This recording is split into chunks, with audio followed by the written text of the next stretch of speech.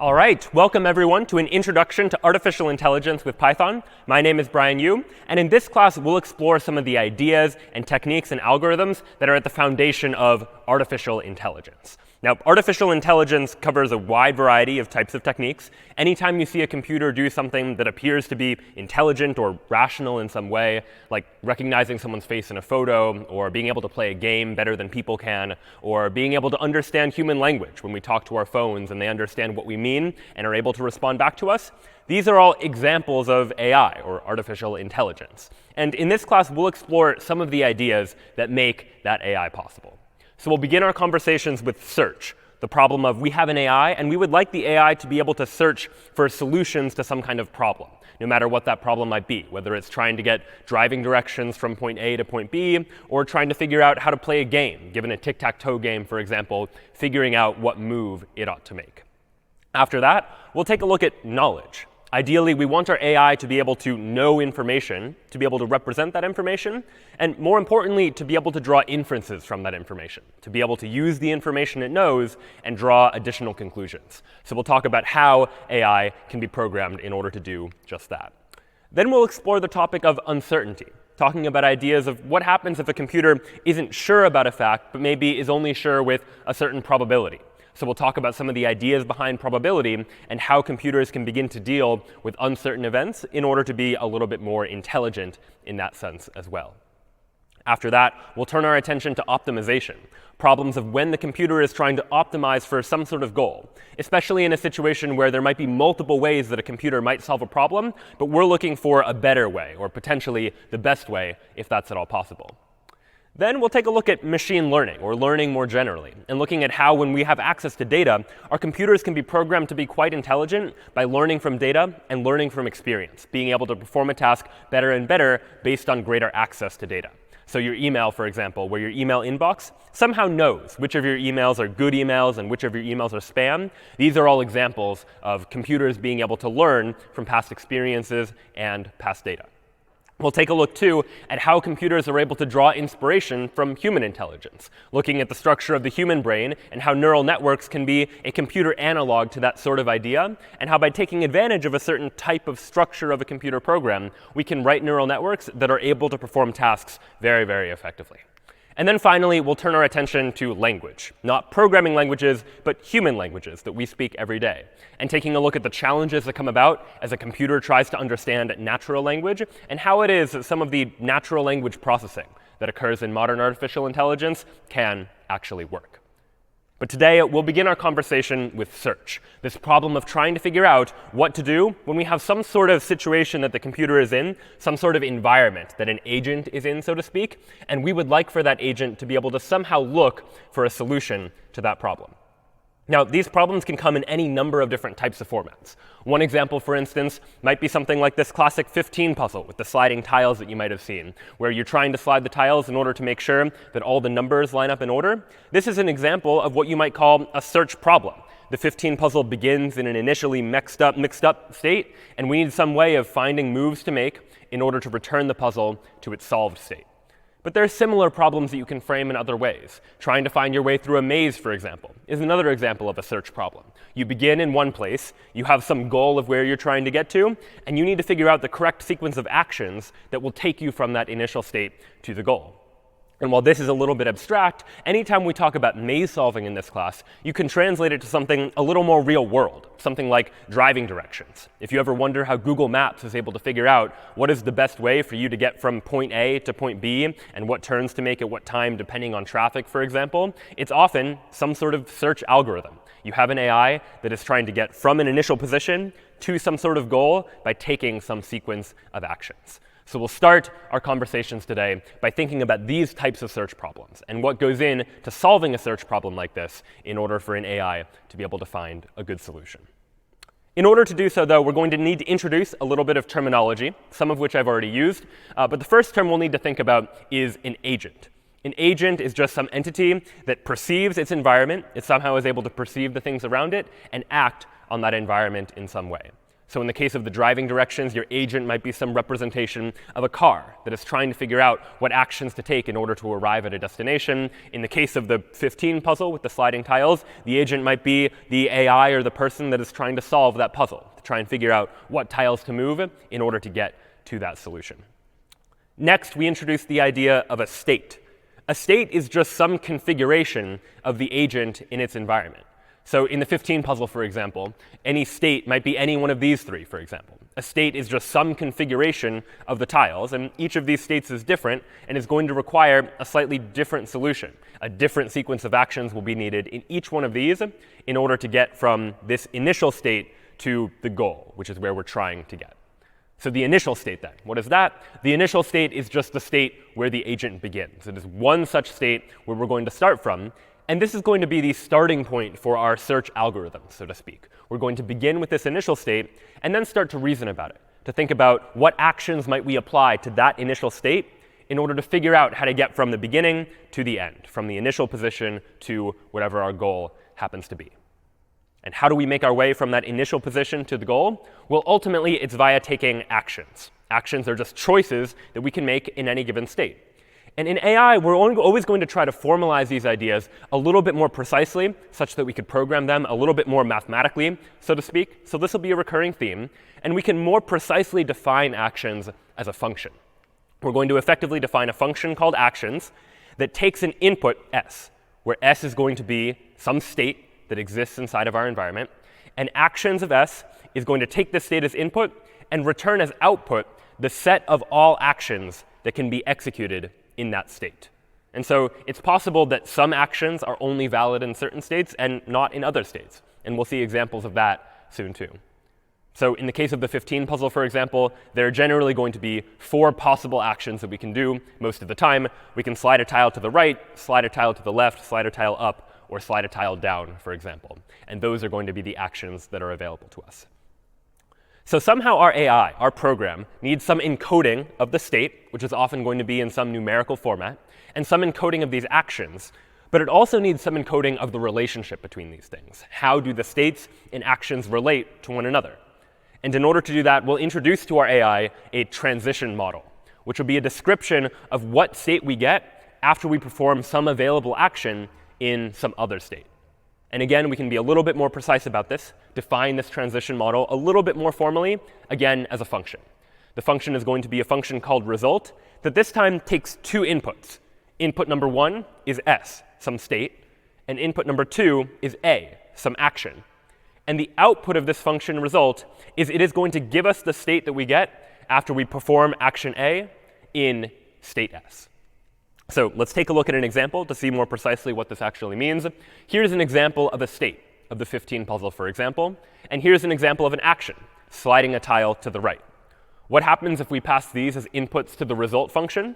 Again, the result function takes this board, this state, as its first input, and it takes an action as a second input. And of course, here, I'm describing things visually so that you can see visually what the state is and what the action is. In a computer, you might represent one of these actions as just some number that represents the action. Or if you're familiar with enums that allow you to enumerate multiple possibilities, it might be something like that. And this state might just be represented as an array or 2-dimensional array of all of these numbers that exist. But here, we're going to show it visually just so you can see it.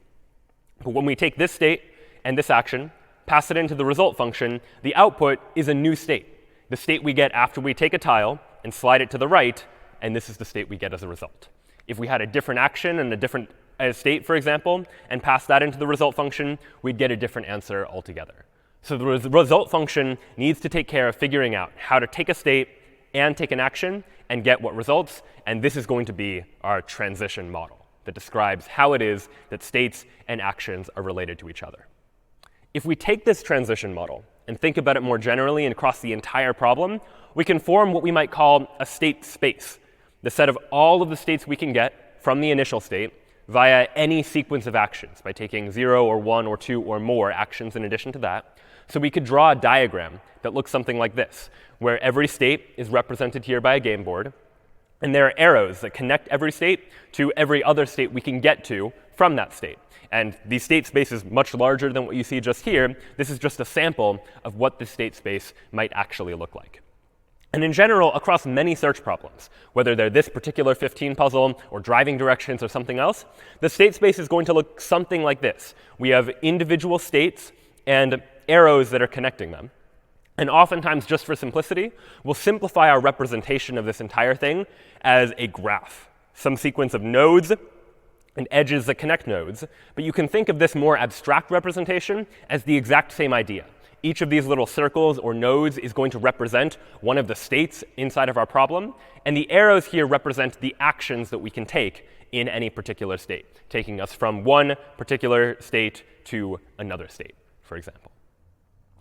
All right. So now we have this idea of nodes that are representing these states, actions that can take us from one state to another, and a transition model that defines what happens after we take a particular action. So the next step we need to figure out is how we know when the AI is done solving the problem. The AI needs some way to know when it gets to the goal that it's found the goal. So the next thing we'll need to encode into our artificial intelligence is a goal test, some way to determine whether a given state is a goal state.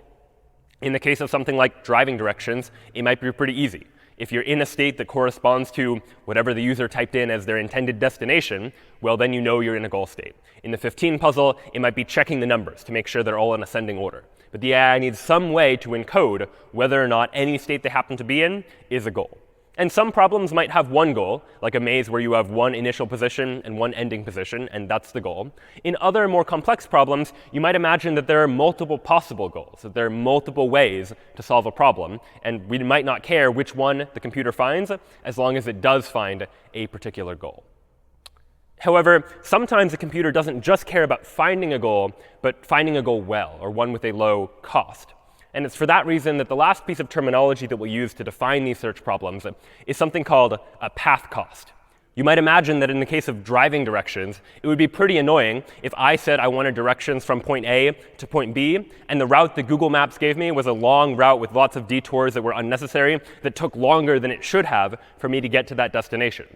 And it's for that reason that when we're formulating search problems, we'll often give every path some sort of numerical cost, some number telling us how expensive it is to take this particular option, and then tell our AI that instead of just finding a solution, some way of getting from the initial state to the goal, we'd really like to find one that minimizes this path cost, that is less expensive or takes less time or minimizes some other numerical value. We can represent this graphically if we take a look at this graph again and imagine that each of these arrows, each of these actions that we can take from one state to another state, has some sort of number associated with it, that number being the path cost of this particular action, where some of the costs for any particular action might be more expensive than the cost for some other action, for example. Although this will only happen in some sorts of problems. In other problems, we can simplify the diagram and just assume that the cost of any particular action is the same. And this is probably the case in something like the 15 puzzle, for example, where it doesn't really make a difference whether I'm moving right or moving left. The only thing that matters is the total number of steps that I have to take to get from point A to point B. And each of those steps is of equal cost. We can just assume it's of some constant cost, like 1. And so this now forms the basis for what we might consider to be a search problem. A search problem has some sort of initial state, some place where we begin, some sort of action that we can take, or multiple actions that we can take in any given state, and it has a transition model, some way of defining what happens when we go from one state and take one action, what state do we end up with as a result. In addition to that, we need some goal test to know whether or not we've reached a goal. And then we need a path cost function that tells us for any particular path, by following some sequence of actions, how expensive is that path? What is its cost in terms of money or time or some other resource that we are trying to minimize our usage of?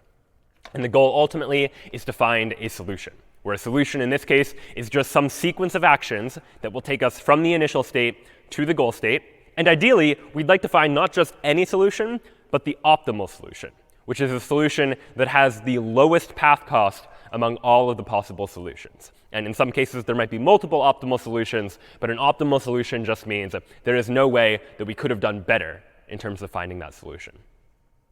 So now we've defined the problem.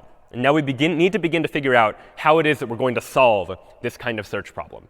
And in order to do so, you'll probably imagine that our computer is going to need to represent a whole bunch of data about this particular problem. We need to represent data about where we are in the problem, and we might need to be considering multiple different options at once.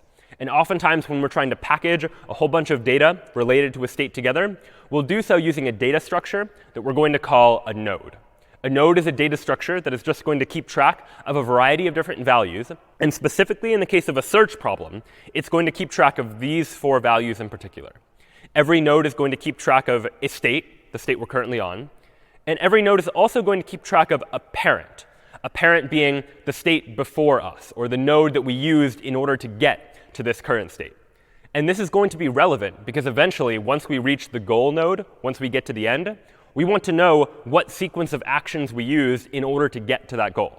And the way we'll know that is by looking at these parents to keep track of what led us to the goal and what led us to that state and what led us to the state before that, so on and so forth, backtracking our way to the beginning so that we know the entire sequence of actions we needed in order to get from the beginning to the end. The node is also going to keep track of what action we took in order to get from the parent to the current state. And the node is also going to keep track of a path cost. In other words, it's going to keep track of the number that represents how long it took to get from the initial state to the state that we currently happen to be at. And we'll see why this is relevant as we start to talk about some of the optimizations that we can make in terms of these search problems more generally. So this is the data structure that we're going to use in order to solve the problem. And now let's talk about the approach. How might we actually begin to solve the problem? Well, as you might imagine, what we're going to do is we're going to start at one particular state, and we're just going to explore from there. The intuition is that from a given state, we have multiple options that we could take, and we're going to explore those options. And once we explore those options, we'll find that more options than that are going to make themselves available. And we're going to consider all of the available options to be stored inside of a single data structure that we'll call the frontier. The frontier is going to represent all of the things that we could explore next that we haven't yet explored or visited. So in our approach, we're going to begin the search algorithm by starting with a frontier that just contains one state. The frontier is going to contain the initial state, because at the beginning, that's the only state we know about. That is the only state that exists. And then our search algorithm is effectively going to follow a loop. We're going to repeat some process again and again and again. The first thing we're going to do is, if the frontier is empty, then there's no solution. And we can report that there is no way to get to the goal. And that's certainly possible. There are certain types of problems that an AI might try to explore and realize that there is no way to solve that problem. And that's useful information for humans to know as well. So if ever the frontier is empty, that means there's nothing left to explore, and we haven't yet found a solution, so there is no solution. There's nothing left to explore. Otherwise, what we'll do is we'll remove a node from the frontier. So right now, at the beginning, the frontier just contains one node representing the initial state. But over time, the frontier might grow. It might contain multiple states. And so here, we're just going to remove a single node from that frontier. If that node happens to be a goal, then we found a solution. So we remove a node from the frontier and ask ourselves, is this the goal? And we do that by applying the goal test that we talked about earlier, asking if we're at the destination, or asking if all the numbers of the 15 puzzle happen to be in order. So if the node contains the goal, we found a solution, great, we're done. And otherwise, what we'll need to do is we'll need to expand the node. And this is a term of art in artificial intelligence. To expand the node just means to look at all of the neighbors of that node. In other words, consider all of the possible actions that I could take from the state that this node is representing, and what nodes could I get to from there. We're going to take all of those nodes, the next nodes that I can get to from this current one I'm looking at, and add those to the frontier. And then we'll repeat this process. So at a very high level, the idea is we start with a frontier that contains the initial state, and we're constantly removing a node from the frontier, looking at where we can get to next, and adding those nodes to the frontier, repeating this process over and over until either we remove a node from the frontier and it contains a goal, meaning we've solved the problem, or we run into a situation where the frontier is empty, at which point we're left with no solution. So let's actually try and take this pseudocode, put it into practice by taking a look at an example of a sample search problem. So right here, I have a sample graph. A is connected to B via this action. B is connected to nodes C and D. C is connected to E. D is connected to F. And what I'd like to do is have my AI find a path from A to E. We want to get from this initial state to this goal state. So how are we going to do that? Well, we're going to start with a frontier that contains the initial state. This is going to represent our frontier. So our frontier initially will just contain A, that initial state where we're going to begin. And now we'll repeat this process. If the frontier is empty, no solution. That's not a problem because the frontier is not empty. So we'll remove a node from the frontier as the one to consider next. There's only one node in the frontier, so we'll go ahead and remove it from the frontier. But now A, this initial node, this is the node we're currently considering. We follow the next step. We ask ourselves, is this node the goal? No, it's not. A is not the goal. E is the goal. So we don't return the solution. So instead, we go to this last step, expand the node, and add the resulting nodes to the frontier. What does that mean? Well, it means take this state A and consider where we could get to next. And after A, what we could get to next is only B. So that's what we get when we expand A. We find B, and we add B to the frontier. And now B is in the frontier, and we repeat the process again. We say, all right, the frontier is not empty, so let's remove B from the frontier. B is now the node that we're considering. We ask ourselves, is B the goal? No, it's not. So we go ahead and expand B and add its resulting nodes to the frontier. What happens when we expand B? In other words, what nodes can we get to from B? Well, we can get to C and D. So we'll go ahead and add C and D from the frontier. And now we have two nodes in the frontier, C and D. And we repeat the process again. We remove a node from the frontier. For now, I'll do so arbitrarily just by picking C. We'll see why later, how choosing which node you remove from the frontier is actually quite an important part of the algorithm.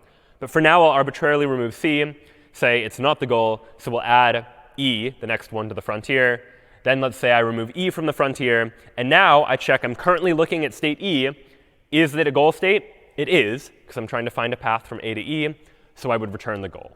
And that now would be the solution, that I'm now able to return the solution, and I have found a path from A to E.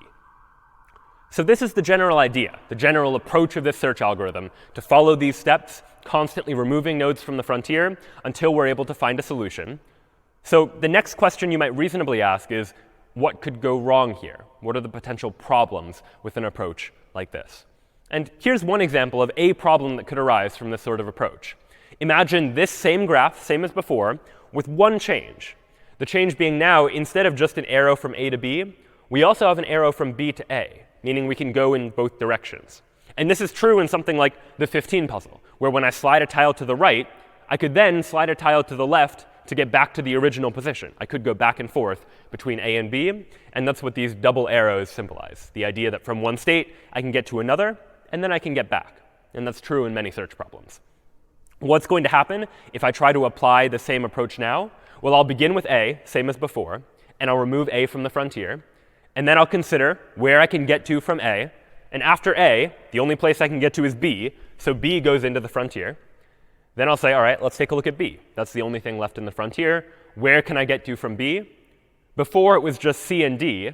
But now, because of that reverse arrow, I can get to A or C or D. So all three, A, C, and D, all of those now go into the frontier. They are places I can get to from B. And now I remove one from the frontier, and maybe I'm unlucky, and maybe I pick A.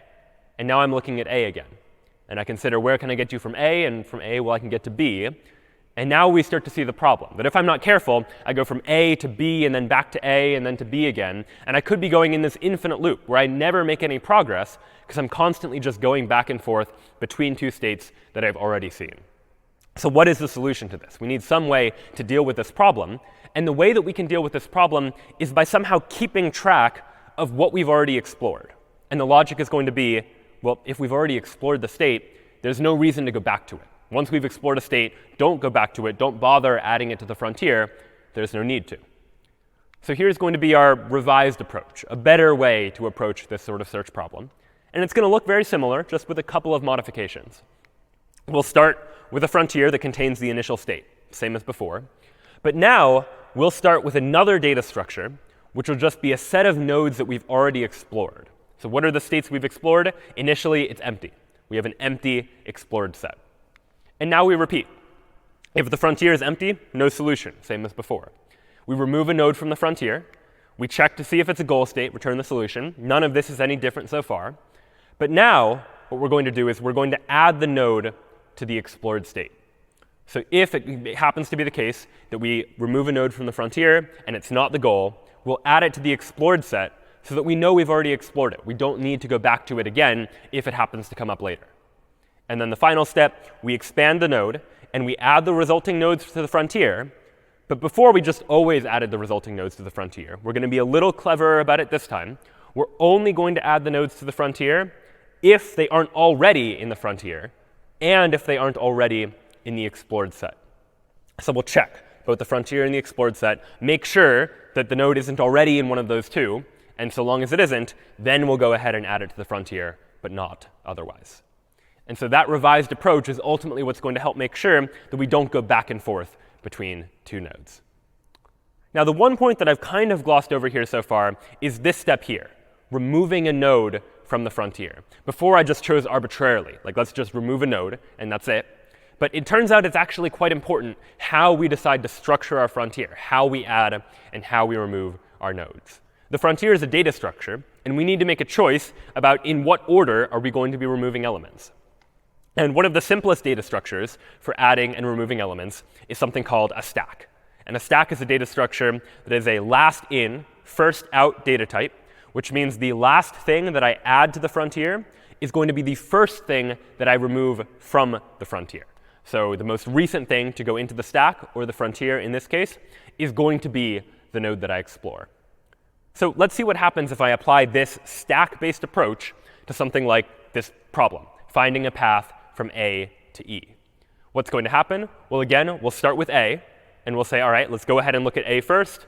And then notice this time, we've added A to the explored set. A is something we've now explored. We have this data structure that's keeping track.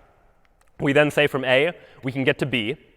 And all right, from B, what can we do? Well, from B, we can explore B and get to both C and D. So we added C and then D.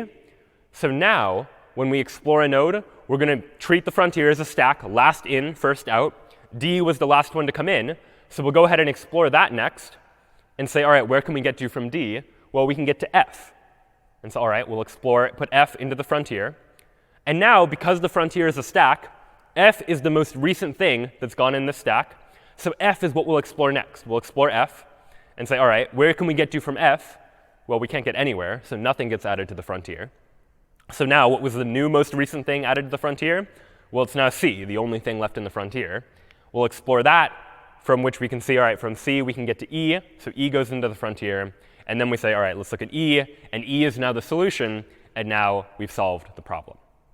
So when we treat the frontier like a stack, a last in, first out data structure, that's the result we get. We go from A to B to D to F. And then we sort of backed up and went down to C and then E.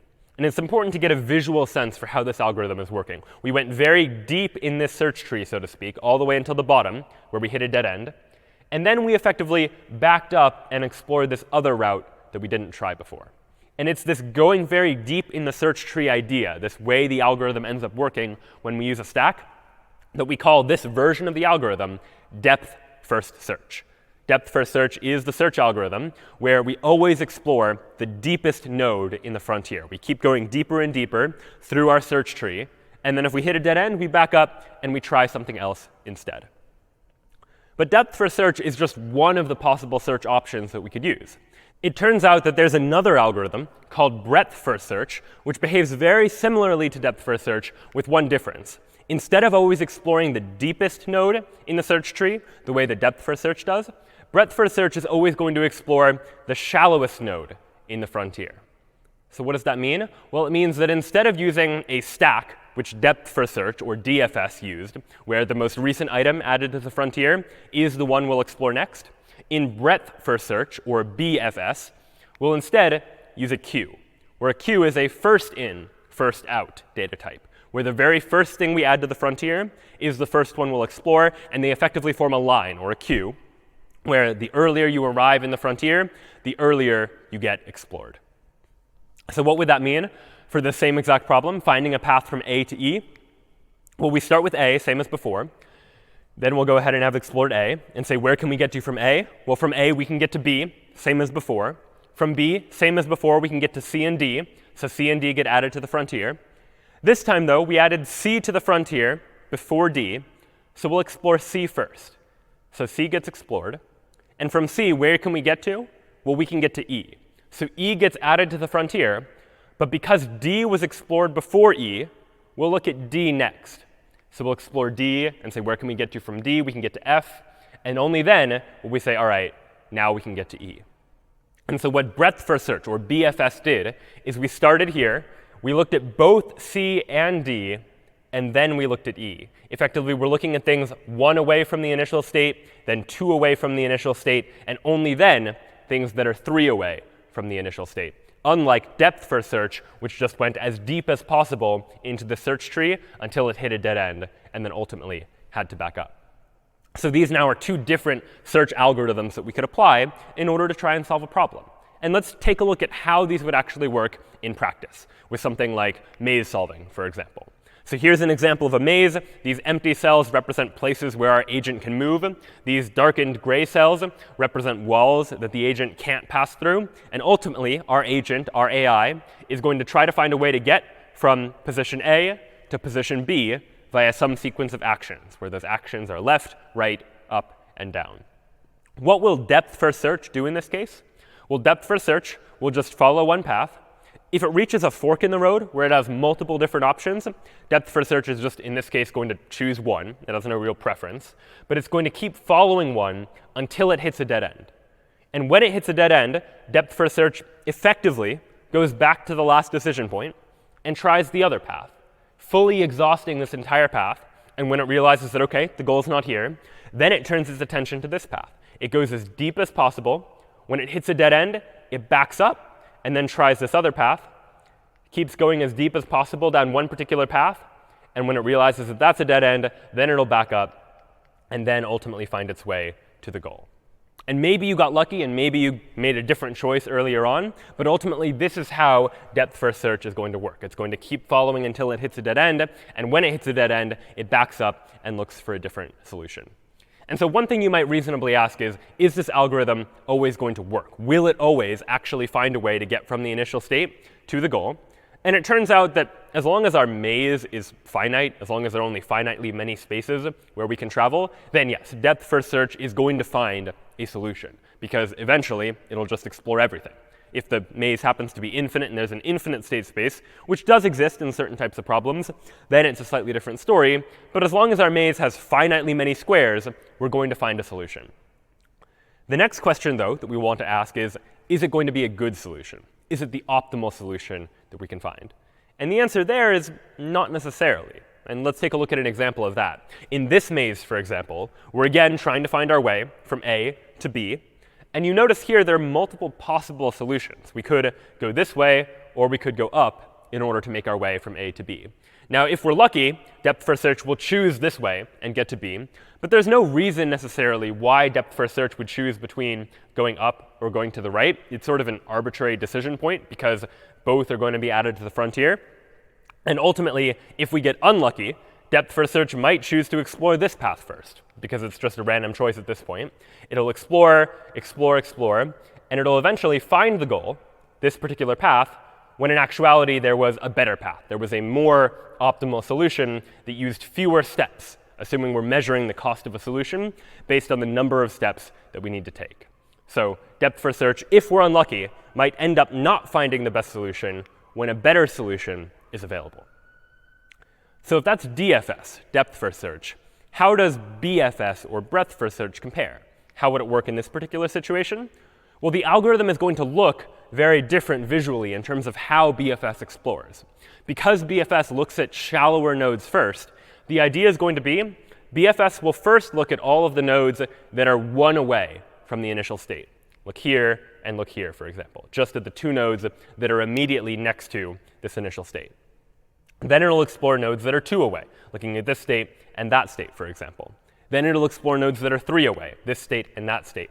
Whereas depth first search just picked one path and kept following it, breadth first search, on the other hand, is taking the option of exploring all of the possible paths kind of at the same time, bouncing back between them, looking deeper and deeper at each one, but making sure to explore the shallower ones, or the ones that are closer to the initial state, earlier. So we'll keep following this pattern, looking at things that are 4 away, looking at things that are 5 away, looking at things that are 6 away, until eventually we make our way to the goal. And in this case, it's true we had to explore some states that ultimately didn't lead us anywhere, but the path that we found to the goal was the optimal path. This is the shortest way that we could get to the goal. And so what might happen then in a larger maze? Well, let's take a look at something like this and how breadth first search is going to behave. Well, breadth first search, again, will just keep following the states until it receives a decision point. It could go either left or right. And while DFS just picked one and kept following that until it hit a dead end, BFS, on the other hand, will explore both. It'll say, look at this node, then this node, and it'll look at this node, then that node, so on and so forth. And when it hits a decision point here, rather than pick one left or two right and explore that path, it'll again explore both, alternating between them, going deeper and deeper. We'll explore here, and then maybe here, and then keep going. Explore here, and slowly make our way, you can visually see, further and further out. Once we get to this decision point, we'll explore both up and down, until ultimately we make our way to the goal. And what you'll notice is, yes, breadth first search did find our way from A to B by following this particular path, but it needed to explore a lot of states in order to do so. And so we see some trade-offs here between DFS and BFS. That in DFS, there may be some cases where there is some memory savings as compared to a breadth-first approach, where breadth-first search in this case had to explore a lot of states. But maybe that won't always be the case. So now let's actually turn our attention to some code and look at the code that we could actually write in order to implement something like depth-first search or breadth-first search in the context of solving a maze, for example. So I'll go ahead and go into my terminal.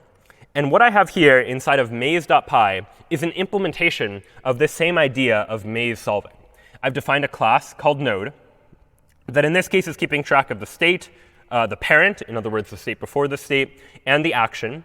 In this case, we're not keeping track of the path cost because we can calculate the cost of the path at the end after we found our way from the initial state to the goal. In addition to this, I've defined a class called a stack frontier. And if unfamiliar with a class is a way for me to define a way to generate objects in Python. It refers to an idea of object-oriented programming, where the idea here is that I would like to create an object that is able to store all of my frontier data, and I would like to have functions, otherwise known as methods, on that object that I can use to manipulate the object. And so what's going on here, if unfamiliar with the syntax, is I have a function that initially creates a frontier that I'm going to represent using a list. And initially, my frontier is represented by the empty list. There's nothing in my frontier to begin with. I have an add function that adds something to the frontier, as by appending it to the end of the list. I have a function that checks if the frontier contains a particular state. I have an empty function that checks if the frontier is empty. If the frontier is empty, that just means the length of the frontier is 0. And then I have a function for removing something from the frontier. I can't remove something from the frontier if the frontier is empty, so I check for that first. But otherwise, if the frontier isn't empty, recall that I'm implementing this frontier as a stack, a last in, first out data structure, which means the last thing I add to the frontier, in other words, the last thing in the list, is the item that I should remove from this frontier. So what you'll see here is I have removed the last item of a list. And if you index into a Python list with -1, that gets you the last item in the list. Since 0 is the first item, -1 kind of wraps around and gets you to the last item in the list. So we give that the node. We call that node. We update the frontier here on line 28 to say, go ahead and remove that node that you just removed from the frontier. And then we return the node as a result. So this class here effectively implements the idea of a frontier. It gives me a way to add something to a frontier and a way to remove something from the frontier as a stack. I've also, just for good measure, implemented an alternative version of the same thing called a queue frontier, which, in parentheses, you'll see here, it inherits from a stack frontier, meaning it's going to do all the same things that the stack frontier did, except the way we remove a node from the frontier is going to be slightly different. Instead of removing from the end of the list, the way we would in a stack, we're instead going to remove from the beginning of the list. Self.frontier0 will get me the first node in the frontier, the first one that was added, and that is going to be the one that we return in the case of a queue. Then under here, I have a definition of a class called maze. This is going to handle the process of taking a sequence, a maze-like text file, and figuring out how to solve it. So it will take as input a text file that looks something like this, for example, where we see hash marks that are here representing walls, and I have the character A representing the starting position, and the character B representing the ending position. And you can take a look at the code for parsing this text file right now. That's the less interesting part. The more interesting part is this solve function here, where the solve function is going to figure out how to actually get from point A to point B. And here we see an implementation of the exact same idea we saw from a moment ago. We're going to keep track of how many states we've explored, just so we can report that data later. But I start with a node that represents just the start state. And I start with a frontier that in this case is a stack frontier. And given that I'm treating my frontier as a stack, you might imagine that the algorithm I'm using here is now depth first search, because depth first search, or DFS, uses a stack as its data structure. And initially, this frontier is just going to contain the start state. We initialize an explored set that initially is empty. There's nothing we've explored so far. And now here's our loop, that notion of repeating something again and again. First, we check if the frontier is empty by calling that empty function that we saw the implementation of a moment ago. And if the frontier is indeed empty, we'll go ahead and raise an exception, or a Python error, to say, sorry, there is no solution to this problem. Otherwise, we'll go ahead and remove a node from the frontier, as by calling frontier.remove, and update the number of states we've explored, because now we've explored one additional state. So we say self.numExplored plus equals 1, adding 1 to the number of states we've explored. Once we remove a node from the frontier, recall that the next step is to see whether or not it's the goal test. And in the case of the maze, the goal is pretty easy. I check to see whether the state of the node is equal to the goal. Initially, when I set up the maze, I set up this value called goal, which is a property of the maze, so I can just check to see if the node is actually the goal. And if it is the goal, then what I want to do is backtrack my way towards figuring out what actions I took in order to get to this goal. And how do I do that? We'll recall that every node stores its parent, the node that came before it that we used to get to this node, and also the action used in order to get there. So I can create this loop where I'm constantly just looking at the parent of every node and keeping track for all of the parents what action I took to get from the parent to this current node. So this loop is going to keep repeating this process of looking through all of the parent nodes until we get back to the initial state, which has no parent, where node.parent is going to be equal to none. As I do so, I'm going to be building up the list of all of the actions that I'm following and the list of all of the cells that are part of this solution. But I'll reverse them, because when I build it up, going from the goal back to the initial state, I'm building the sequence of actions from the goal to the initial state, but I want to reverse them in order to get the sequence of actions from the initial state to the goal. And that is ultimately going to be the solution. So all of that happens if the current state is equal to the goal. And otherwise, if it's not the goal, well, then I'll go ahead and add this state to the explored set to say, I've explored this state now. No need to go back to it if I come across it in the future. And then this logic here implements the idea of adding neighbors to the frontier. I'm saying, look at all of my neighbors, and I implemented a function called neighbors that you can take a look at. And for each of those neighbors, I'm going to check, is the state already in the frontier? Is the state already in the explored set? And if it's not in either of those, then I'll go ahead and add this new child node, this new node, to the frontier. So there's a fair amount of syntax here, but the key here is not to understand all the nuances of the syntax. So feel free to take a closer look at this file on your own to get a sense for how it is working. But the key is to see how this is an implementation of the same pseudocode, the same idea that we were describing a moment ago on the screen when we were looking at the steps that we might follow in order to solve this kind of search problem. So now let's actually see this in action. I'll go ahead and run maze.py on maze1.txt, for example. And what we'll see is here we have a printout of what the maze initially looked like. And then here down below is after we've solved it. We had to explore 11 states in order to do it, and we found a path from A to B. And in this program, I just happened to generate a graphical representation of this as well. So I can open up maze.png, which is generated by this program, that shows you where in the darker color here are the walls, red is the initial state, green is the goal, and yellow is the path that was followed. We found a path from the initial state to the goal. But now let's take a look at a more sophisticated maze to see what might happen instead. Let's look now at maze2.txt, where now here we have a much larger maze. Again, we're trying to find our way from point A to point B. But now you'll imagine that depth first search might not be so lucky. It might not get the goal on the first try. It might have to follow one path, then backtrack and explore something else a little bit later.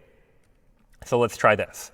We'll run Python maze.py of maze2.txt, this time trying on this other maze. And now, depth first search is able to find a solution. Here, as indicated by the stars, is a way to get from A to B. And we can represent this visually by opening up this maze. Here's what that maze looks like. And highlighted in yellow is the path that was found from the initial state to the goal. But how many states did we have to explore before we found that path? Well, recall that in my program, I was keeping track of the number of states that we've explored so far. And so I can go back to the terminal and see that, all right, in order to solve this problem, we had to explore 399 different states. And in fact, if I make one small modification to the program and tell the program at the end when we output this image, I added an argument called showExplored. And if I set showExplored equal to true and rerun this program, Python maze.py, running it on maze2, and then I open the maze, what you'll see here is highlighted in red are all of the states that had to be explored to get from the initial state to the goal. Depth first search, or DFS, didn't find its way to the goal right away. It made a choice to first explore this direction.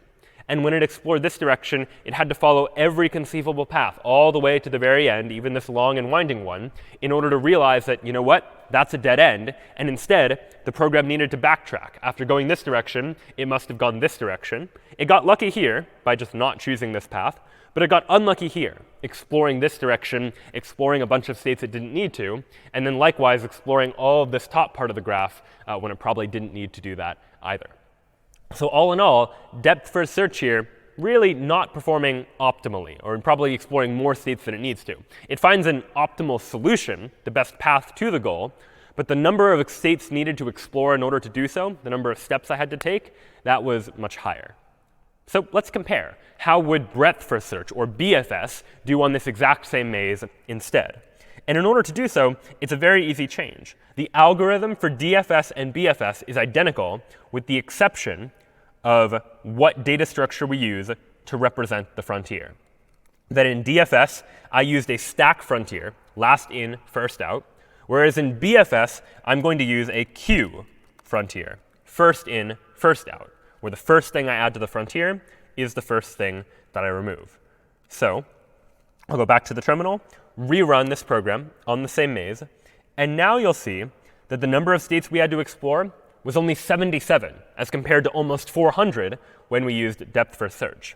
And we can see exactly why. We can see what happened if we open up maze.png now and take a look. Again, yellow highlight is the solution that breadth first search found, which incidentally is the same solution that depth first search found. They're both finding the best solution, but notice all the white unexplored cells. There was much fewer states that needed to be explored in order to make our way to the goal, because breadth first search operates a little more shallowly. It's exploring things that are close to the initial state without exploring things that are further away.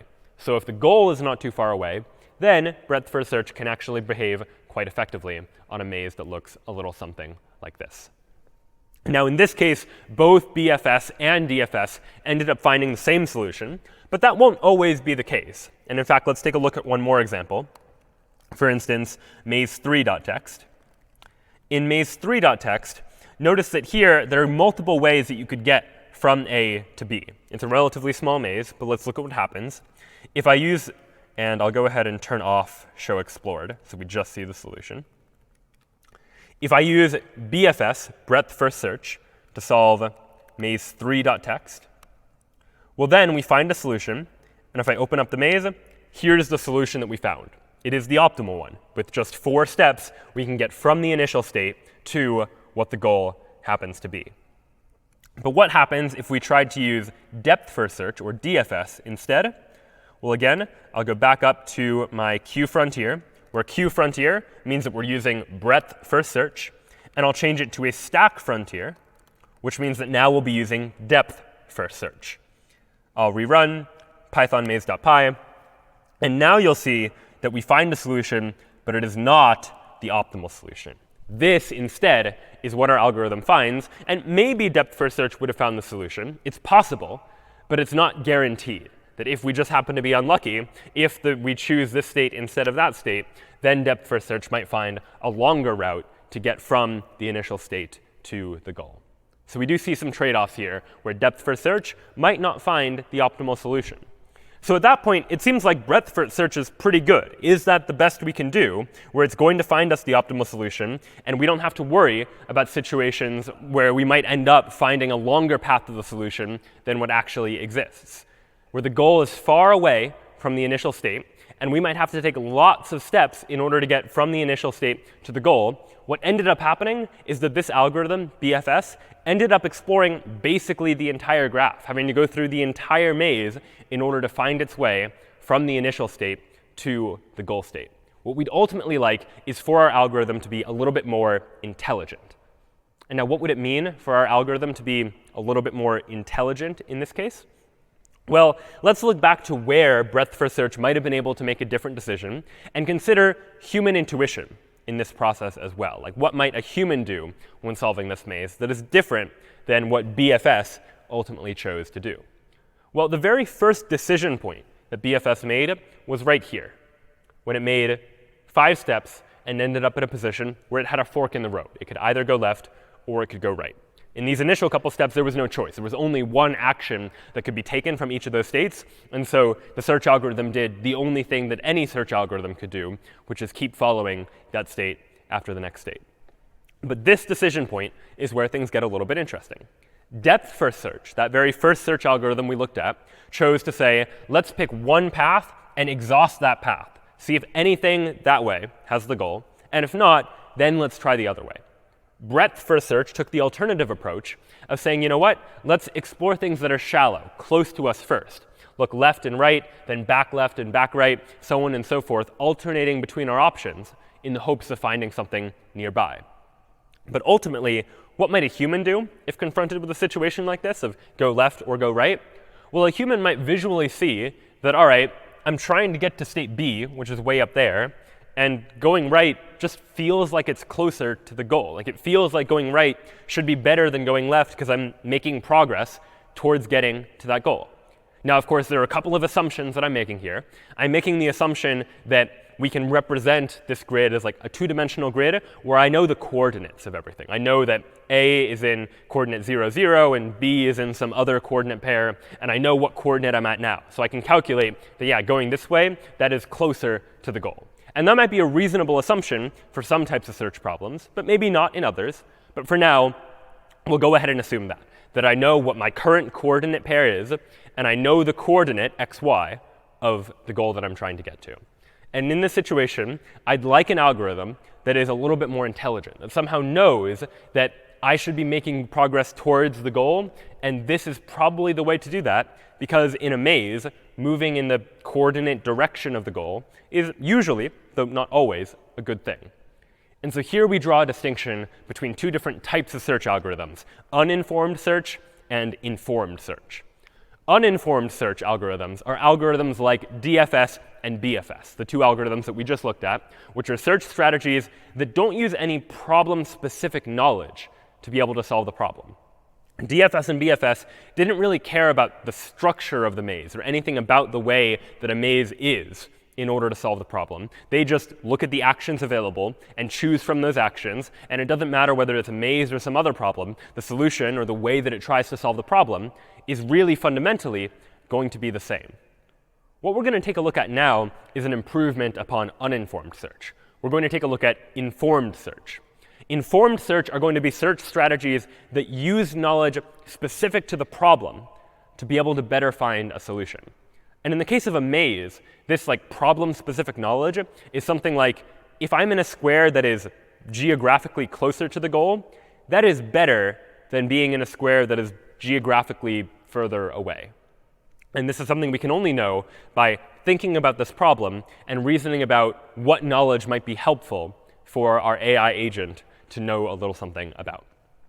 There are a number of different types of informed search.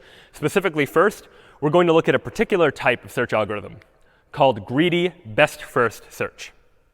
Greedy best first search, often abbreviated GBFS, is a search algorithm that instead of expanding the deepest node like DFS or the shallowest node like BFS, this algorithm is always going to expand the node that it thinks is closest to the goal. Now, the search algorithm isn't going to know for sure whether it is the closest thing to the goal. Because if we knew what was closest to the goal all the time, then we would already have a solution. Like the knowledge of what is close to the goal, we could just follow those steps in order to get from the initial position to the solution. But if we don't know the solution, meaning we don't know exactly what's closest to the goal, instead, we can use an estimate of what's closest to the goal, otherwise known as a heuristic, just some way of estimating whether or not we're close to the goal. And we'll do so using a heuristic function, conventionally called h of n, that takes a state as input and returns our estimate of how close we are to the goal. So what might this heuristic function actually look like in the case of a maze-solving algorithm, where we're trying to solve a maze? What does a heuristic look like? Well, the heuristic needs to answer a question like, between these two cells, C and D, which one is better? Which one would I rather be in if I'm trying to find my way to the goal? Well, any human could probably look at this and tell you, you know what, D looks like it's better. Even if the maze is convoluted and you haven't thought about all the walls, D is probably better. And why is D better? Well, because if you ignore the walls, let's just pretend the walls don't exist for a moment and relax the problem, so to speak, D, just in terms of like coordinate pairs, is closer to this goal. It's fewer steps that I would need to take to get to the goal as compared to C, even if you ignore the walls. If you just know the xy coordinate of C and the xy coordinate of the goal, and likewise you know the xy coordinate of D, you can calculate that D, just geographically, ignoring the walls, looks like it's better. And so this is the heuristic function that we're going to use. And it's something called the Manhattan distance, one specific type of heuristic, where the heuristic is how many squares vertically and horizontally, and then left to right, so not allowing myself to go diagonally, just either up or right or left or down. How many steps do I need to take to get from each of these cells to the goal? Well, as it turns out, D is much closer. There are fewer steps. It only needs to take 6 steps in order to get to that goal. Again here, ignoring the walls. We've relaxed the problem a little bit. We're just concerned with, if you do the math to subtract the x values from each other and the y values from each other, what is our estimate of how far we are away? We can estimate that D is closer to the goal than C is. And so now we have an approach. We have a way of picking which node to remove from the frontier.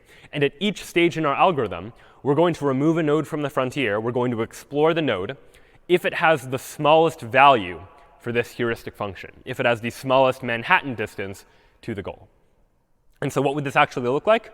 Well, let me first label this graph, label this maze, with a number representing the value of this heuristic function, the value of the Manhattan distance from any of these cells. So from this cell, for example, we're 1 away from the goal. From this cell, we're 2 away from the goal, 3 away, 4 away. Here, we're 5 away, because we have to go 1 to the right and then 4 up. From somewhere like here, the Manhattan distance is 2. We're only 2 squares away from the goal geographically, even though in practices we're going to have to take a longer path. But we don't know that yet. The heuristic is just some easy way to estimate how far we are away from the goal. And maybe our heuristic is overly optimistic. It thinks that, yeah, we're only 2 steps away, when in practice, when you consider the walls, it might be more steps. So the important thing here is that the heuristic isn't a guarantee of how many steps it's going to take.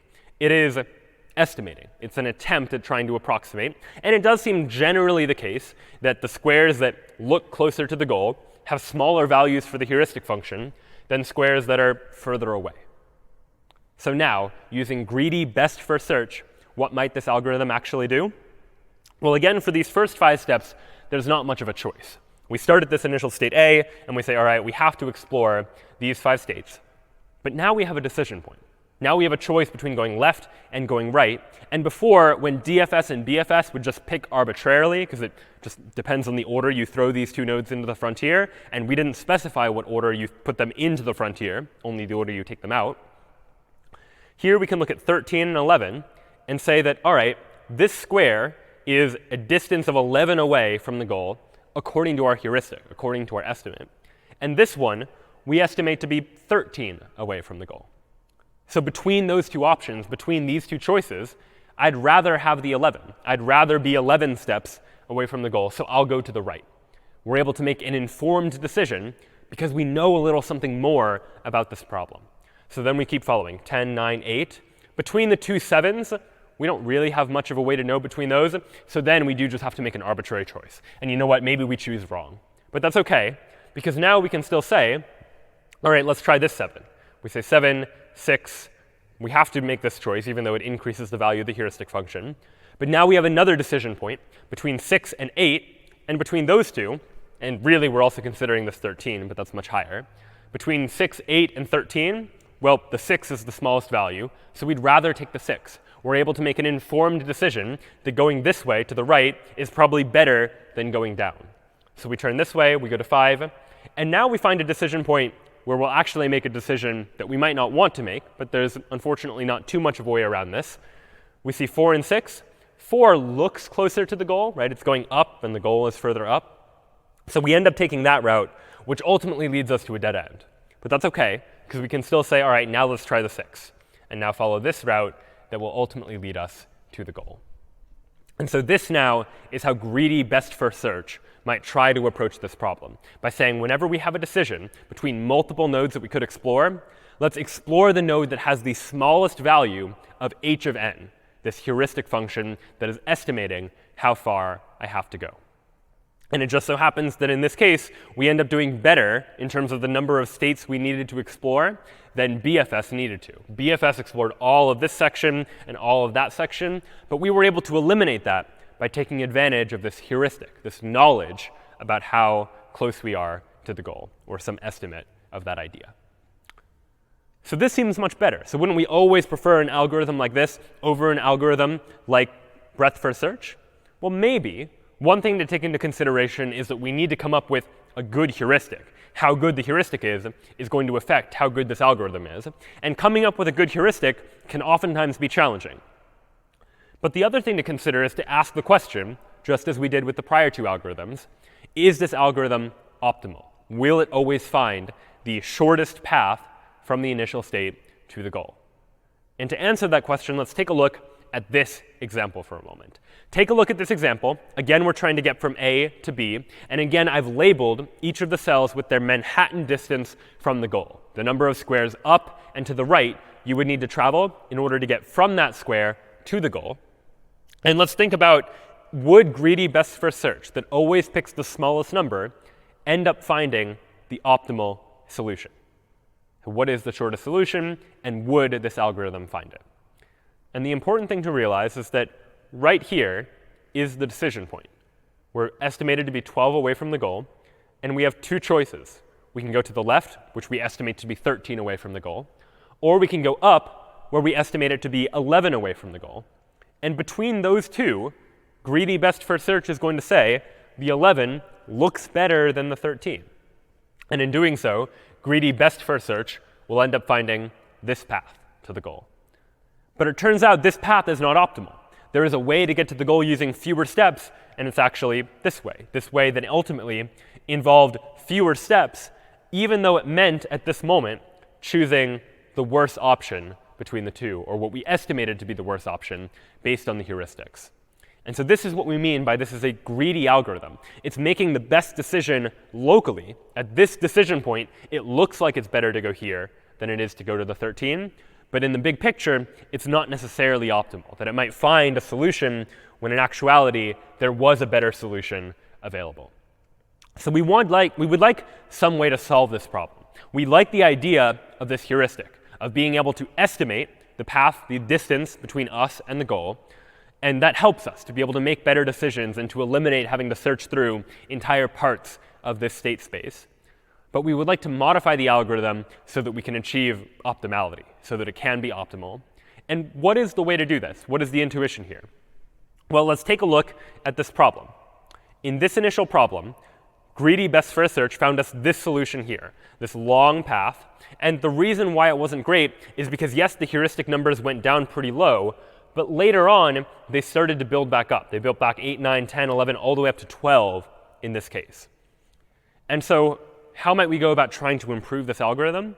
Well, one thing that we might realize is that if we go all the way through this algorithm, through this path, and we end up going to the 12, and we've had to take this many steps, like who knows how many steps that is, just to get to this 12, we could have also, as an alternative, taken much fewer steps, just 6 steps, and ended up at this 13 here. And yes, 13 is more than 12, so it looks like it's not as good, but it required far fewer steps. Right? It only took 6 steps to get to this 13 versus many more steps to get to this 12.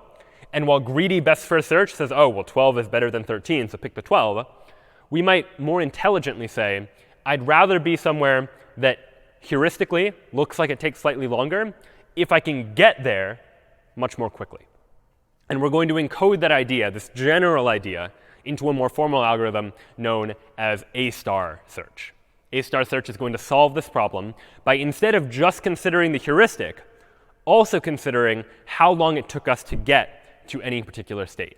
So the distinction is greedy best first search. If I am in a state right now, the only thing I care about is what is the estimated distance, the heuristic value, between me and the goal. Whereas A-star search will take into consideration 2 pieces of information. It'll take into consideration how far do I estimate I am from the goal, but also how far did I have to travel in order to get here, because that is relevant too. So we'll search algorithms by expanding the node with the lowest value of g of n plus h of n. H of n is that same heuristic that we were talking about a moment ago that's going to vary based on the problem.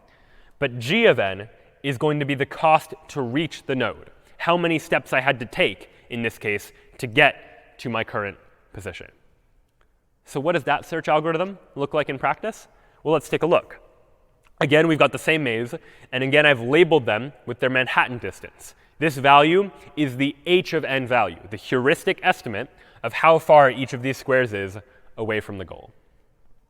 But now, as we begin to explore states, we care not just about this heuristic value, but also about g of n, the number of steps I had to take in order to get there. And I care about summing those 2 numbers together. So what does that look like? On this very first step, I have taken 1 step, and now I am estimated to be 16 steps away from the goal. So the total value here is 17. Then I take 1 more step. I've now taken 2 steps, and I estimate myself to be 15 away from the goal. Again, a total value of 17. Now I've taken 3 steps, and I'm estimated to be 14 away from the goal, so on and so forth. 4 steps, an estimate of 13. 5 steps, estimate of 12. And now here's a decision point.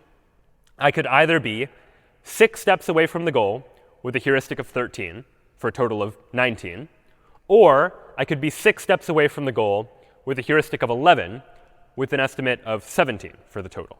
So between 19 and 17, I'd rather take the 17, the 6 plus 11. So far, no different than what we saw before. We're still taking this option because it appears to be better. And I keep taking this option because it appears to be better. But it's right about here that things get a little bit different. Now, I could be 15 steps away from the goal with an estimated distance of 6. So 15 plus 6, total value of 21. Alternatively, I could be 6 steps away from the goal, because this is 5 steps away, so this is 6 steps away, with a total value of 13 as my estimate. So 6 plus 13, that's 19. So here, we would evaluate g of n plus h of n to be 19, 6 plus 13. Whereas here, we would be 15 plus 6, or 21. And so the intuition is 19 less than 21, pick here. But the idea is ultimately I'd rather be having taken fewer steps, get to a 13, than having taken 15 steps and be at a 6. Because it means I've had to take more steps in order to get there. Maybe there's a better path this way. So instead, we'll explore this route. Now if we go 1 more, this is 7 steps plus 14 is 21. So between those 2, it's sort of a toss-up. We might end up exploring that one anyways. But after that, as these numbers start to get bigger in the heuristic values, and these heuristic values start to get smaller, you'll find that we'll actually keep exploring down this path. And you can do the math to see that at every decision point, A-star search is going to make a choice based on the sum of how many steps it took me to get to my current position, and then how far I estimate I am from the goal. So while we did have to explore some of these states, the ultimate solution we found was, in fact, an optimal solution. It did find us the quickest possible way to get from the initial state to the goal. And it turns out that A-star is an optimal search algorithm under certain conditions. So the conditions are h of n, my heuristic, needs to be admissible. What does it mean for a heuristic to be admissible? Well, a heuristic is admissible if it never overestimates the true cost. H of n always needs to either get it exactly right in terms of how far away I am, or it needs to underestimate. So we saw an example from before where the heuristic value was much smaller than the actual cost it would take. That's totally fine, but the heuristic value should never overestimate. It should never think that I'm further away from the goal than I actually am. And meanwhile, to make a stronger statement, h of n also needs to be consistent. And what does it mean for it to be consistent? Mathematically, it means that for every node, which we'll call n, and successor, the node after me, that I'll call n prime, where it takes a cost of c to make that step, the heuristic value of n needs to be less than or equal to the heuristic value of n prime plus the cost. So it's a lot of math, but in words, what that ultimately means is that if I am here at this state right now, the heuristic value from me to the goal shouldn't be more than the heuristic value of my successor, the next place I could go to, plus however much it would cost me to just make that step from one step to the next step. And so this is just making sure that my heuristic is consistent between all of these steps that I might take. So as long as this is true, then A-star search is going to find me an optimal solution. And this is where much of the challenge of solving these search problems can sometimes come in. That A-star search is an algorithm that is known, and you could write the code fairly easily, but it's choosing the heuristic that can be the interesting challenge. The better the heuristic is, the better I'll be able to solve the problem in the fewer states that I'll have to explore. And I need to make sure that the heuristic satisfies these particular constraints. So all in all, these are some of the examples of search algorithms that might work, and certainly there are many more than just this. A-star, for example, does have a tendency to use quite a bit of memory, so there are alternative approaches to A-star that ultimately use less memory than this version of A-star happens to use. And there are other search algorithms that are optimized for other cases as well. But now, so far, we've only been looking at search algorithms where there's one agent. Like, I am trying to find a solution to a problem. I am trying to navigate my way through a maze. I am trying to solve a 15 puzzle. I am trying to find driving directions from point A to point B. Sometimes in search situations, though, we'll enter an adversarial situation, where I am an agent trying to make intelligent decisions, and there's someone else who is fighting against me, so to speak, that has opposite objectives, someone where I am trying to succeed, someone else that wants me to fail. And this is most popular in something like a game like tic-tac-toe, where we've got this 3x3 grid, and X and O take turns either writing an X or an O in any one of these squares, and the goal is to get 3 X's in a row if you're the X player, or 3 O's in a row if you're the O player. And computers have gotten quite good at playing games, tic-tac-toe very easily, but even more complex games. And so you might imagine, what does an intelligent decision in a game look like? So maybe X makes an initial move in the middle, and O plays up here. Like, what does an intelligent move for X now become? Like, where should you move if you were X? And it turns out there are a couple of possibilities. But if an AI is playing this game optimally, then the AI might play somewhere like the upper right, where in this situation, O has the opposite objective of X. X is trying to win the game, to get 3 in a row diagonally here. And O is trying to stop that objective, opposite of the objective. And so O is going to place here to try to block. But now X has a pretty clever move. X can make a move like this, where now X has 2 possible ways that X can win the game. X could win the game by getting 3 in a row across here, or X could win the game by getting 3 in a row vertically this way. So it doesn't matter where O makes their next move. O could play here, for example, blocking the 3 in a row horizontally. But then X is going to win the game by getting a 3 in a row vertically. And so there's a fair amount of reasoning that's going on here in order for the computer to be able to solve a problem. And it's similar in spirit to the problems we've looked at so far, right? There are actions. There's some sort of state of the board and some transition from one action to the next.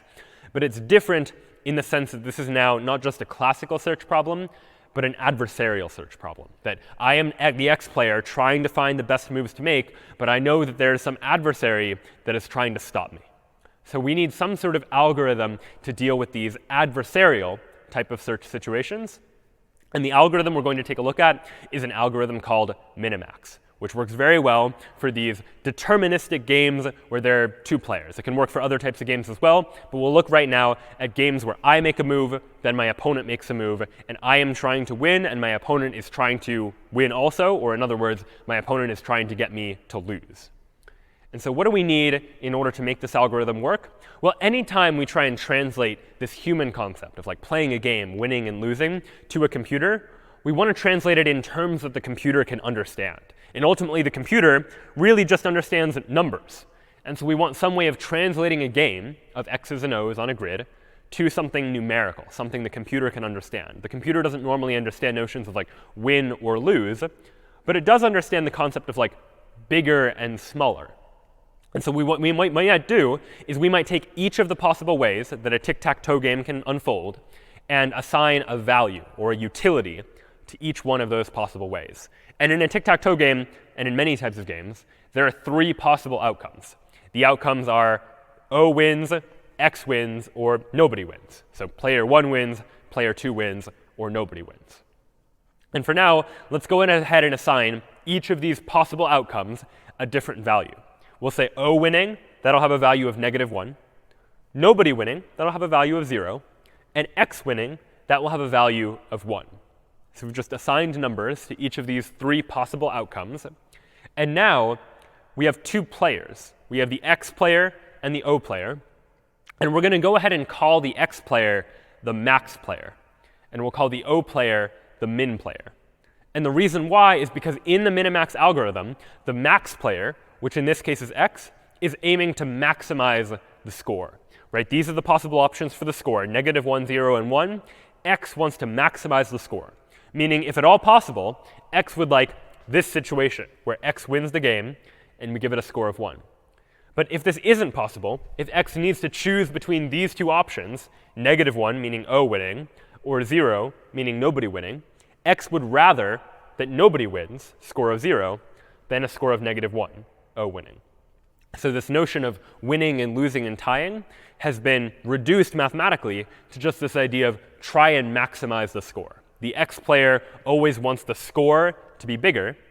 And on the flip side, the min player, in this case O, is aiming to minimize the score. The O player wants the score to be as small as possible. So now we've taken this game of X's and O's and winning and losing and turned it into something mathematical, something where X is trying to maximize the score, O is trying to minimize the score. Let's now look at all of the parts of the game that we need in order to encode it in an AI so that an AI can play a game like tic-tac-toe. So the game is going to need a couple of things. We'll need some sort of initial state that we'll in this case call S0, which is how the game begins, like an empty tic-tac-toe board, for example. We'll also need a function called player, where the player function is going to take as input a state, here represented by S, and the output of the player function is going to be which player's turn is it. Right? We need to be able to give a tic-tac-toe board to the computer, run it through a function, and that function tells us whose turn it is. We'll need some notion of actions that we can take. We'll see examples of that in just a moment. We need some notion of a transition model, same as before. If I have a state and I take an action, I need to know what results as a consequence of it. I need some way of knowing when the game is over. So this is equivalent to kind of like a goal test, but I need some terminal test, some way to check to see if a state is a terminal state, where a terminal state means the game is over. In the classic game of tic-tac-toe, a terminal state means either someone has gotten 3 in a row or all of the squares of the tic-tac-toe board are filled. Either of those conditions make it a terminal state. In a game of chess, it might be something like when there is checkmate, or if checkmate is no longer possible, that becomes a terminal state. And then finally, we'll need a utility function, a function that takes a state and gives us a numerical value for that terminal state. Some way of saying if X wins the game, that has a value of 1. If O has won the game, that has a value of -1. If nobody has won the game, that has a value of 0. So let's take a look at each of these in turn. The initial state, we can just represent in tic-tac-toe as the empty game board. This is where we begin. It's the place from which we begin this search. And again, I'll be representing these things visually, but you can imagine this really just being like an array or a 2-dimensional array of all of these possible squares. Then we need the player function that, again, takes a state and tells us whose turn it is. Assuming x makes the first move, if I have an empty game board, then my player function is going to return x. And if I have a game board where x has made a move, then my player function is going to return O. The player function takes a tic-tac-toe game board and tells us whose turn it is. Next up, we'll consider the actions function. The actions function, much like it did in classical search, takes a state and gives us the set of all of the possible actions we can take in that state. So let's imagine it's O's turn to move in a game board that looks like this. What happens when we pass it into the actions function? So the actions function takes this state of the game as input, and the output is a set of possible actions. It's a set of, I could move in the upper left, or I could move in the bottom middle. Those are the two possible action choices that I have when I begin in this particular state. Now, just as before, when we had states and actions, we need some sort of transition model to tell us when we take this action in the state, what is the new state that we get? And here, we define that using the result function that takes a state as input as well as an action. And when we apply the result function to this state, saying that let's let O move in this upper left corner, the new state we get is this resulting state, where O is in the upper left corner. And now this seems obvious to someone who knows how to play tic-tac-toe. Like, of course, you play in the upper left corner, that's the board you get. But all of this information needs to be encoded into the AI. The AI doesn't know how to play tic-tac-toe until you tell the AI how the rules of tic-tac-toe work. And this function, defining this function here, allows us to tell the AI how this game actually works and how actions actually affect the outcome of the game. So the AI needs to know how the game works. The AI also needs to know when the game is over, as by defining a function called terminal that takes as input a state s, such that if we take a game that is not yet over, pass it into the terminal function, the output is false. The game is not over. But if we take a game that is over, because x has gotten 3 in a row along that diagonal, pass that into the terminal function, then the output is going to be true, because the game now is, in fact, over.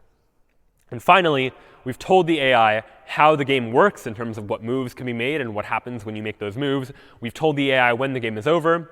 Now we need to tell the AI what the value of each of those states is. And we do that by defining this utility function that takes a state s and tells us the score, or the utility, of that state. So again, we said that if x wins the game, that utility is a value of 1, whereas if O wins the game, then the utility of that is -1. And the AI needs to know, for each of these terminal states where the game is over, what is the utility of that state. So if I give you a game board like this, where the game is in fact over, and I ask the AI to tell me what the value of that state is, it could do so. The value of the state is 1. Where things get interesting, though, is if the game is not yet over. Let's imagine a game board like this. We're in the middle of the game. It's O's turn to make a move. So how do we know it's O's turn to make a move? We can calculate that using the player function. We can say player of s, pass in the state. O is the answer, so we know it's O's turn to move. And now, what is the value of this board, and what action should O take? Well, that's going to depend. We have to do some calculation here. And this is where the minimax algorithm really comes in. Recall that x is trying to maximize the score, which means that O is trying to minimize the score. O would like to minimize the total value that we get at the end of the game. And because this game isn't over yet, we don't really know just yet what the value of this game board is. We have to do some calculation in order to figure that out. And so how do we do that kind of calculation? Well, in order to do so, we're going to consider, just as we might in a classical search situation, what actions could happen next, and what states will that take us to. And it turns out that in this position, there are only 2 open squares, which means there are only 2 open places where O can make a move. O could either make a move in the upper left, or O could make a move in the bottom middle. And Minimax doesn't know right out of the box which of those moves is going to be better, so it's going to consider both. But now we sort of run into the same situation. Now I have 2 more game boards, neither of which is over. What happens next? And now it's in this sense that Minimax is what we'll call a recursive algorithm. It's going to now repeat the exact same process, although now considering it from the opposite perspective. It's as if I am now going to put myself, if I am the O player, I am going to put myself in my opponent's shoes, my opponent as the X player, and consider what would my opponent do if they were in this position? What would my opponent do, the X player, if they were in that position? And what would then happen? Well, the other player, my opponent, the x player, is trying to maximize the score, whereas I am trying to minimize the score as the O player. So x is trying to find the maximum possible value that they can get. And so what's going to happen? Well, from this board position, x only has one choice. X is going to play here, and they're going to get 3 in a row. And we know that that board, x winning, that has a value of 1. If x wins the game, the value of that game board is 1. And so from this position, if this state can only ever lead to this state, it's the only possible option, and this state has a value of 1, then the maximum possible value that the x player can get from this game board is also 1. From here, the only place we can get is to a game with a value of 1, so this game board also has a value of 1. Now we consider this one over here. What's going to happen now? Well, x needs to make a move. The only move x can make is in the upper left, so x will go there. And in this game, no one wins the game. Nobody has 3 in a row, so the value of that game board is 0. Nobody's won. And so again, by the same logic, if from this board position, the only place we can get to is a board where the value is 0, then this state must also have a value of 0. And now here comes the choice part, the idea of trying to minimize. I, as the O player, now know that if I make this choice, moving in the upper left, that is going to result in a game with a value of 1, assuming everyone plays optimally. And if I instead play in the lower middle, choose this fork in the road, that is going to result in a game board with a value of 0. I have 2 options. I have a 1 and a 0 to choose from, and I need to pick. And as the min player, I would rather choose the option with the minimum value. So whenever a player has multiple choices, the min player will choose the option with the smallest value. The max player will choose the option with the largest value. Between the 1 and the 0 is smaller, meaning I'd rather tie the game than lose the game. And so this game board, we'll say, also has a value of 0, because if I am playing optimally, I will pick this fork in the road. I'll place my O here to block x's 3 in a row. X will move in the upper left, and the game will be over, and no one will have won the game. So this is now the logic of minimax, to consider all of the possible options that I can take, all of the actions that I can take, and then to put myself in my opponent's shoes. I decide what move I'm going to make now by considering what move my opponent will make on the next turn. And to do that, I consider what move I would make on the turn after that, so on and so forth, until I get all the way down to the end of the game, to one of these so-called terminal states. In fact, this very decision point, where I am trying to decide as the O player what to make a decision about, might have just been a part of the logic that the X player, my opponent, was using the move before me. This might be part of some larger tree where X is trying to make a move in this situation and needs to pick between 3 different options in order to make a decision about what to happen.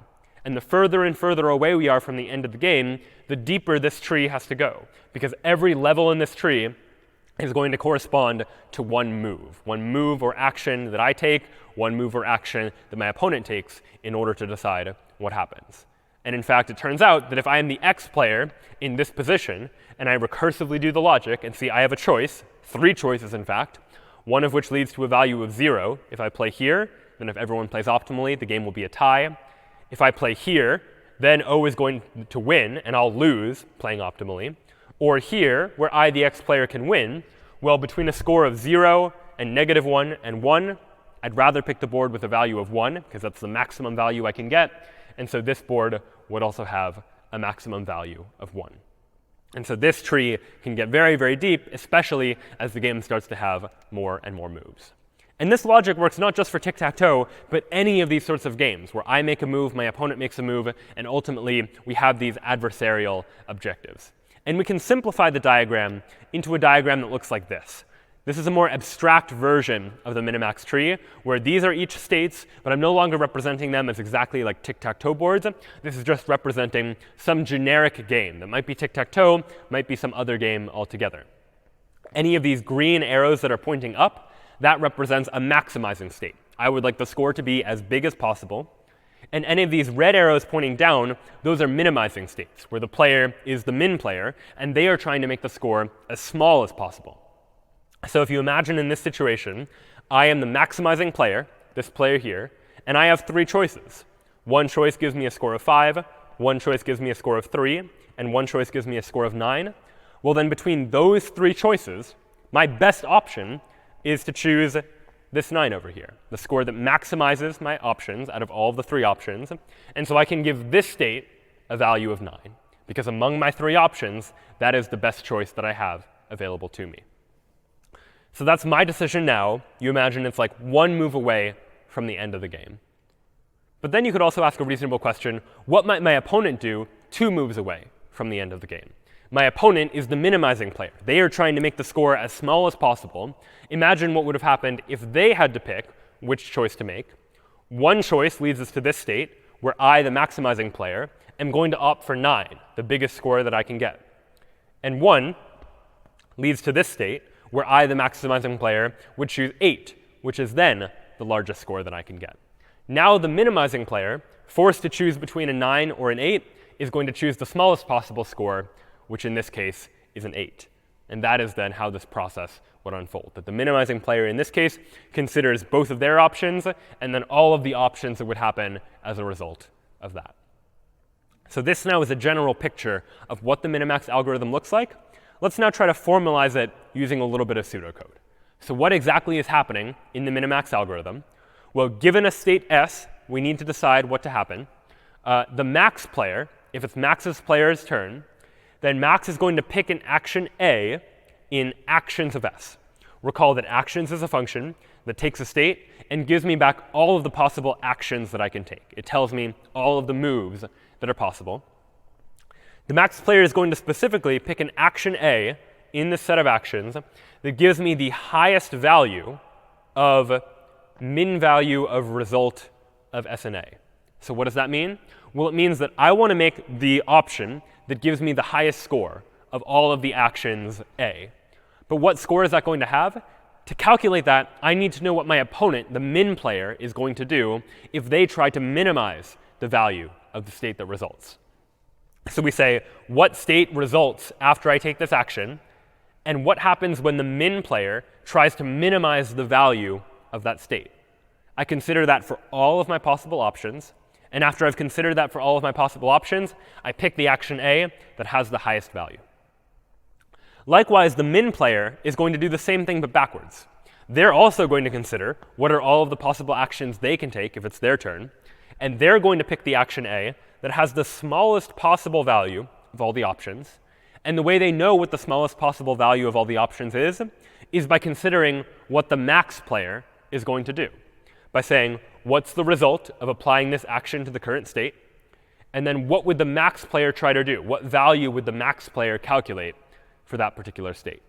So everyone makes their decision based on trying to estimate what the other person would do. And now we need to turn our attention to these 2 functions, max value and min value. How do you actually calculate the value of a state if you're trying to maximize its value? And how do you calculate the value of a state if you're trying to minimize the value? If you can do that, then we have an entire implementation of this minimax algorithm.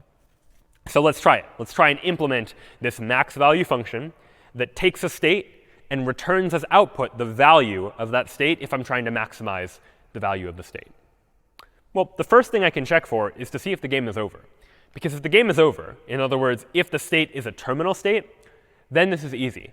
I already have this utility function that tells me what the value of the board is. If the game is over, I just check, like, did X win, did O win, is it a tie? And this utility function just knows what the value of the state is. What's trickier is if the game isn't over, because then I need to do this recursive reasoning about thinking, what is my opponent going to do on the next move? And I want to calculate the value of this state, and I want the value of the state to be as high as possible. And I'll keep track of that value in a variable called v. And if I want the value to be as high as possible, I need to give v an initial value. And initially, I'll just go ahead and set it to be as low as possible, because I don't know what options are available to me yet.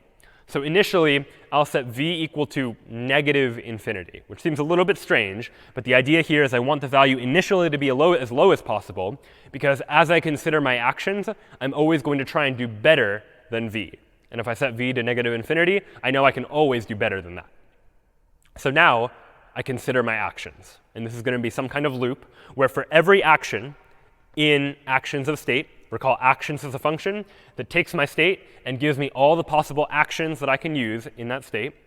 So for each one of those actions, I want to compare it to v. and say, all right, v is going to be equal to the maximum of v and this expression. So what is this expression? Well, first it is get the result of taking the action in this state, and then get the min value of that. In other words, let's say I want to find out from that state what is the best that the min player can do, because they're going to try and minimize the score. So whatever the resulting score is of the min value of that state, compare it to my current best value, and just pick the maximum of those two, because I am trying to maximize the value. In short, what these 3 lines of code are doing are going through all of my possible actions and asking the question, how do I maximize the score given what my opponent is going to try to do? After this entire loop, I can just return v, and that is now the value of that particular state. And for the min player, it's the exact opposite of this, the same logic, just backwards. To calculate the minimum value of a state, first we check if it's a terminal state. If it is, we return its utility. Otherwise, we're going to now try to minimize the value of the state given all of my possible actions. So I need an initial value for v, the value of the state. And initially, I'll set it to infinity, because I know I can always get something less than infinity. So by starting with v equals infinity, I make sure that the very first action I find, that will be less than this value of v. And then I do the same thing. Loop over all of my possible actions. And for each of the results that we could get when the max player makes their decision, let's take the minimum of that and the current value of v. So after all is said and done, I get the smallest possible value of v that I then return back to the user. So that, in effect, is the pseudocode for minimax. That is how we take a game and figure out what the best move to make is by recursively using these max value and min value functions, where max value calls min value calls max value, back and forth, all the way until we reach a terminal state, at which point our algorithm can simply return the utility of that particular state. But what you might imagine is that this is going to start to be a long process, especially as games start to get more complex, as we start to add more moves and more possible options and games that might last quite a bit longer. So the next question to ask is, what sort of optimizations can we make here? How can we do better in order to use less space or take less time to be able to solve this kind of problem? And we'll take a look at a couple of possible optimizations. But for one, we'll take a look at this example. Again, returning to these up arrows and down arrows, let's imagine that I now am the max player, this green arrow. I am trying to make this score as high as possible. And this is an easy game where there are just 2 moves. I make a move, one of these 3 options. And then my opponent makes a move, one of these 3 options, based on what move I make. And as a result, we get some value. Let's look at the order in which I do these calculations and figure out if there are any optimizations I might be able to make to this calculation process. I'm going to have to look at these states one at a time. So let's say I start here on the left and say, all right, now I'm going to consider what will the min player, my opponent, try to do here. Well, the min player is going to look at all 3 of their possible actions and look at their value, because these are terminal states. They're the end of the game. And so they'll see, all right, this node is a value of 4, value of 8, value of 5. And the min player is going to say, well, all right, between these 3 options, 4, 8, and 5, I'll take the smallest one. I'll take the 4. So this state now has a value of 4. Then I, as the max player, say, all right, if I take this action, it will have a value of 4. That's the best that I can do, because min player is going to try and minimize my score. So now what if I take this option? We'll explore this next. And now explore what the min player would do if I choose this action. And the min player is going to say, all right, what are the 3 options? The min player has options between 9, 3, and 7. And so 3 is the smallest among 9, 3, and 7. So we'll go ahead and say this state has a value of 3. So now I, as the max player, I have now explored 2 of my 3 options. I know that one of my options will guarantee me a score of 4, at least. And one of my options will guarantee me a score of 3. And now I consider my third option and say, all right, what happens here? Same exact logic. The min player is going to look at these 3 states, 2, 4, and 6, say the minimum possible option is 2, so the min player wants the 2. Now I, as the max player, have calculated all of the information by looking 2 layers deep, by looking at all of these nodes. And I can now say, between the 4, the 3, and the 2, you know what? I'd rather take the 4. Because if I choose this option, if my opponent plays optimally, they will try and get me to the 4. But that's the best I can do. I can't guarantee a higher score, because if I pick either of these two options, I might get a 3 or I might get a 2. And it's true that down here is a 9, and that's the highest score out of any of the scores. So I might be tempted to say, you know what, maybe I should take this option, because I might get the 9.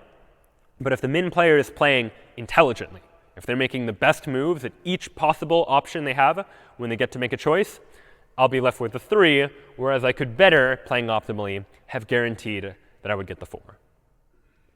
So that is, in effect, the logic that I would use as a minimax player trying to maximize my score from that node there. But it turns out it took quite a bit of computation for me to figure that out. I had to reason through all of these nodes in order to draw this conclusion.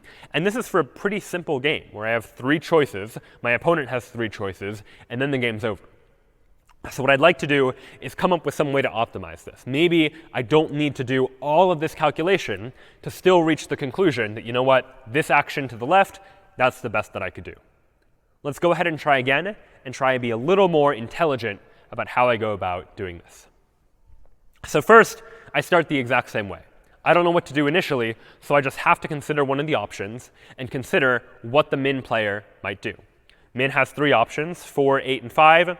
And between those 3 options, min says 4 is the best they can do because they want to try to minimize the score.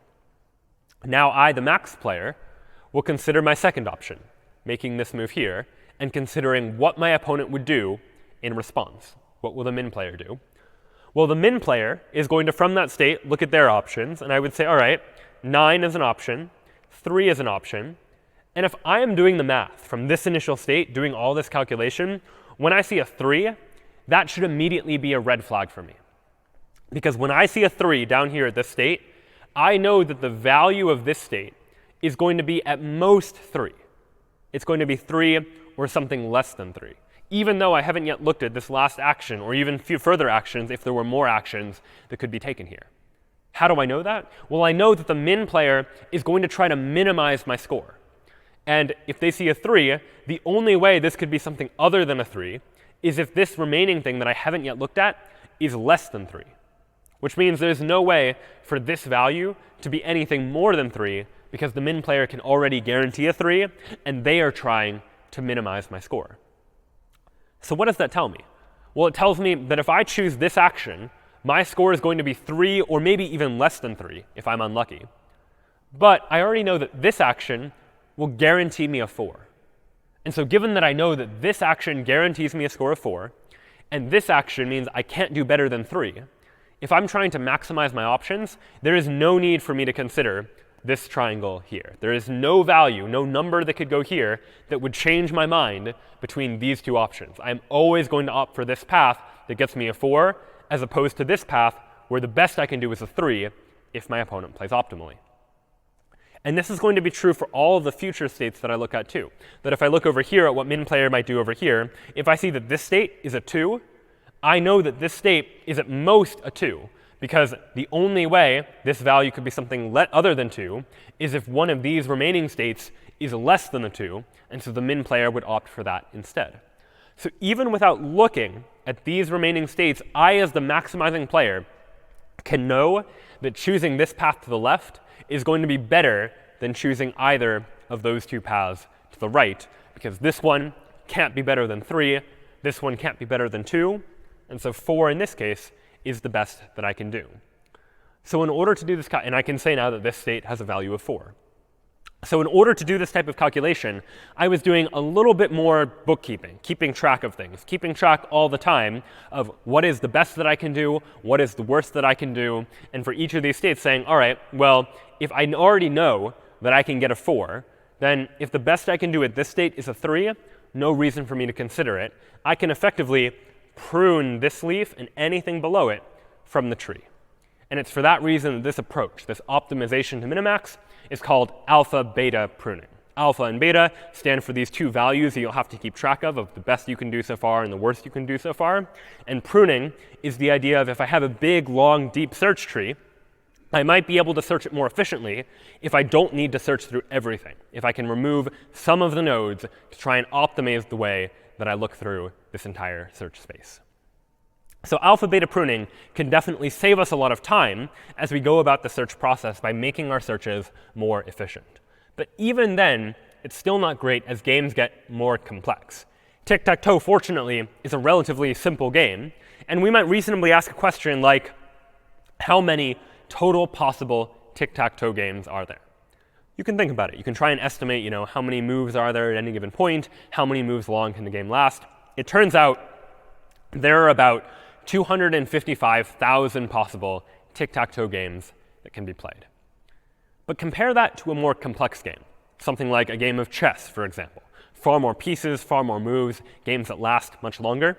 How many total possible chess games could there be? It turns out that after just 4 moves each, 4 moves by the white player, 4 moves by the black player, that there are 288 billion possible chess games that can result from that situation after just 4 moves each. And going even further, if you look at entire chess games and how many possible chess games there could be as a result there are more than 10 to the 29,000 possible chess games, far more chess games than could ever be considered. And this is a pretty big problem for the minimax algorithm, because the minimax algorithm starts with an initial state, considers all the possible actions and all the possible actions after that, all the way until we get to the end of the game. And that's going to be a problem if the computer is going to need to look through this many states, which is far more than any computer could ever do in any reasonable amount of time. So what do we do in order to solve this problem? Instead of looking through all these states, which is totally intractable for a computer, we need some better approach. And it turns out that better approach generally takes the form of something called depth-limited minimax, where normally minimax is depth unlimited. We just keep going layer after layer, move after move, until we get to the end of the game. Depth-limited minimax is instead going to say, you know what, after a certain number of moves, maybe I'll look 10 moves ahead, maybe I'll look 12 moves ahead, but after that point, I'm going to stop and not consider additional moves that might come after that, just because it would be computationally intractable to consider all of those possible options. But what do we do after we get 10 or 12 moves deep and we arrive at a situation where the game's not over? Minimax still needs a way to assign a score to that game board or game state to figure out what its current value is, which is easy to do if the game is over, but not so easy to do if the game is not yet over.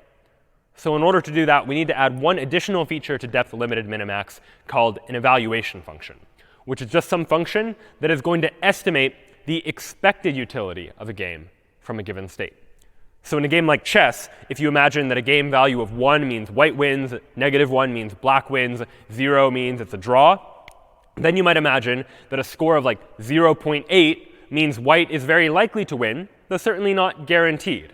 And you would have an evaluation function that estimates how good the game state happens to be.